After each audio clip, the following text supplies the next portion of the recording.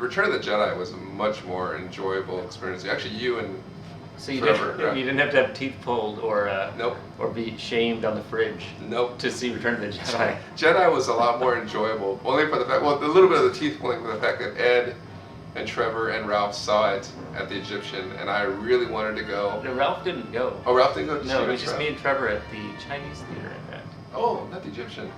Maybe it was the Egyptian. It was the Egyptian. Yeah, it was the Egyptian. It was the Egyptian. Um, No, it was just me and Trevor. Yeah. Our folks, I was, how old was I in 1983? You In were- the summer of 83. 14 or 15? I was about to be 16, so So it was 68 and then to 83. 15. So I would have been 14. 14. I- Oh, that's right, you're October. So I'm Yeah. 14 and Trevor would have been 15 or 16. Mm-hmm. And our folks dropped us off in Hollywood. In Hollywood And let at us- midnight. No, it Oh, was actually 4 o'clock in the afternoon or so. Oh, okay. And they let us stand in line. Wow. Yeah. So there you go. And I guess none of us thought anything of it. Yeah.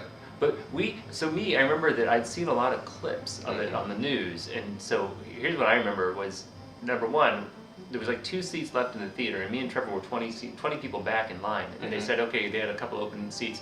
And so we ran up and they let us in, and we cut in front of a bunch of people. Everybody was cool with it because everybody was bigger groups. And we found these 2 great seats right in the middle. And so while we're waiting for the movie, some creepy guy in front of us, he had a hand puppet. And it wasn't a Yoda, it was like Socks the dog from Petcom or something. And he's talking to us, and it was like, oh, man. it was, You know you're in Hollywood. I know. And so we were wise enough to know that was creepy. Yeah. And then the other thing was that, they were showing all these clips on Channel 5, and so the part when C-3PO knocks on the door of Jabba's palace, I remember that was funny, and I told Trevor, I said, oh, this is a funny part, and then the guy, I think it was this hand puppet guy, he turns around and admonishes me and says, not all of us have seen this yet. And so I shut up. Yeah. So that's where I learned to not talk at movies, was Return of the Jedi.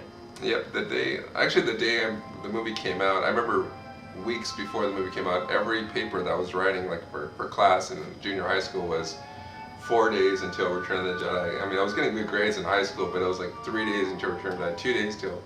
So I had to wait. The movie came out on a Wednesday. I saw it that Saturday, May 25th, actually, 6 years the day of the original Star Wars premiere, at the Eagle Rock Plaza.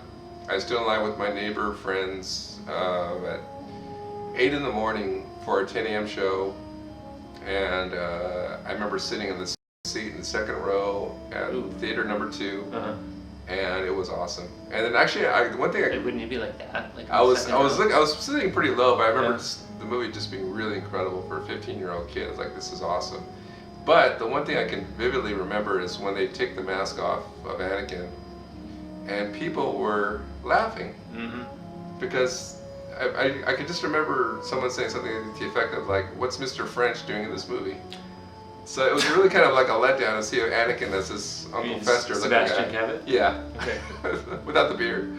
So the movie was over. It was great, and it's just like, and then I walked out of the theater at the Rock Plaza, and there were like hordes of people at this second row, first row. Everyone was there, and I saw the movie I think 12 times that summer, and that was the first one. That was the first time, and still I remember like it was yesterday. So I was 14ish. That was a neat summer. That was 1983, and that was like I think I had my bike, like my 10-speed, and so I was kind of independent. And I remember that was the year that the Men Without Hats song, the Safety Dance, came out, and so there was a lot of good music around that time. And I remember the posters. I had all the posters up, and then me and Ralph were collecting the Return of the Jedi cards. And so I saw it there at the Egyptian with Trevor, and then we saw it in Tuba City, California, That's right. as I was telling you, while on family vacation. And I don't remember all the other times that I saw it. I must have seen it a lot, but not near as much as yourself. And also our friends, the Alexanders, now they had a video store, Video That's Kingdom, right.